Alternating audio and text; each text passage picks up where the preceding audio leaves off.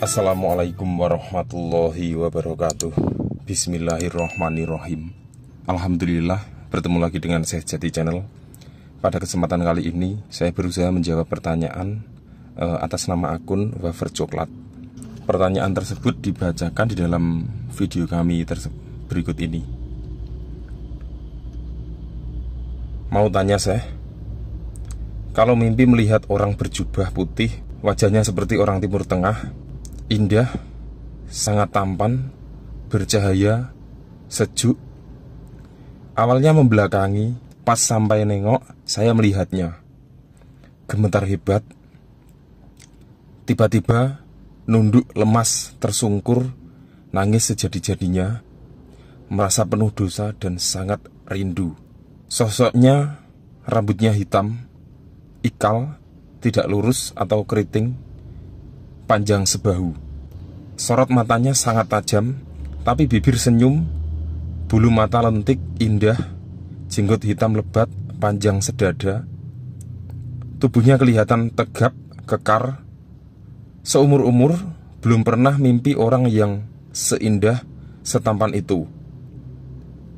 Dia berjalan, tiba-tiba entah kenapa hati ini seakan-akan kenal dengannya, spontan memanggil-manggil Rasulullah, Rasulullah, sambil berlari menangis sejadi-jadinya.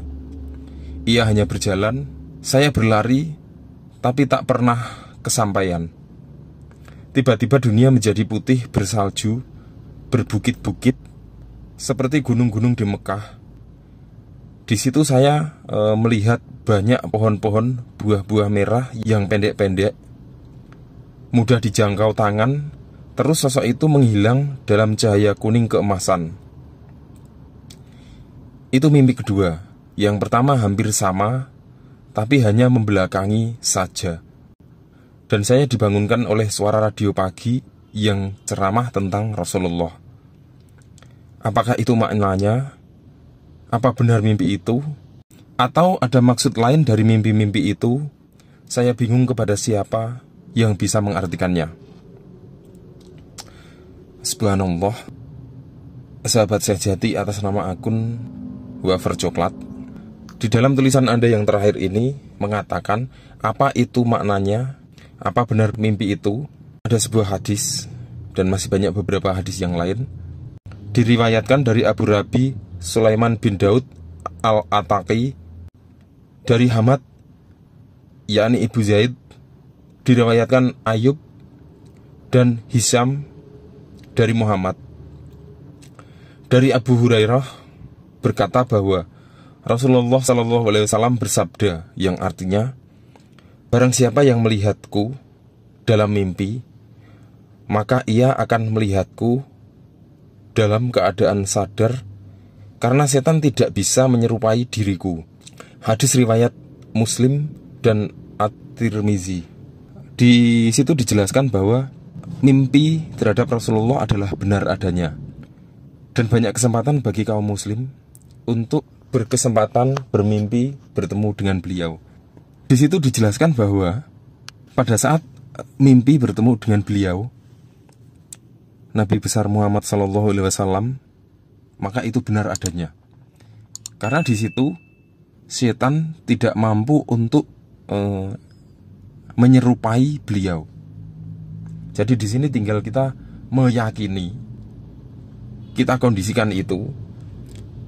Tapi ada beberapa tanda-tanda juga yang bisa mengisyaratkan, bisa menjelaskan bahwa itu adalah benar-benar Nabi Muhammad SAW di dalam mimpi.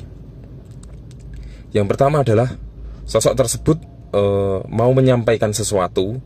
Contoh, aku adalah Muhammad, aku adalah nabimu, aku adalah nabimu, aku adalah Muhammad bin Abdullah, atau berbagai ucapan lain atau berbagai ungkapan lain yang menunjukkan bahwa beliau adalah Nabi Muhammad SAW.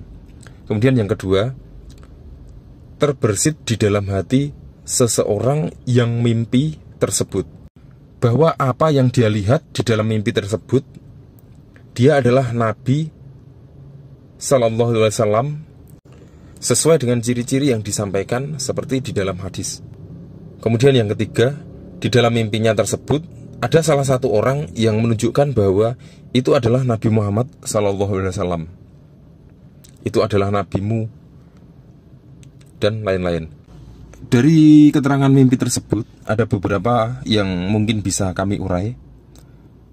Ada beberapa poin yang bisa saya sampaikan, yaitu pada kata tiba-tiba entah kenapa hati ini seakan-akan sangat kenal dengannya, spontan memanggil-manggil Rasulullah sambil berlari menangis sejadi-jadinya. Menurut saya ini masuk pada tanda-tanda atau ciri-ciri di nomor 2 tersebut,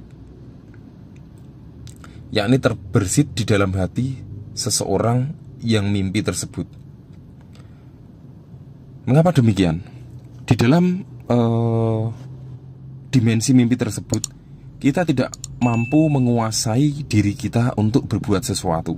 Di situ kita tidak bisa berkehendak. Di situ mengalir apa adanya, karena itu adalah sisi rohani kita yang menjalankan, bukan pribadi kita yang ada di luar diri atau ego kita atau nafsu kita.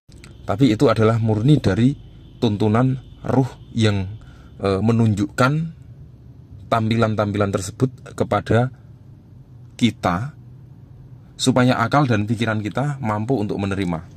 Kemudian ada satu lagi yang menarik. Ada satu poin yang menarik.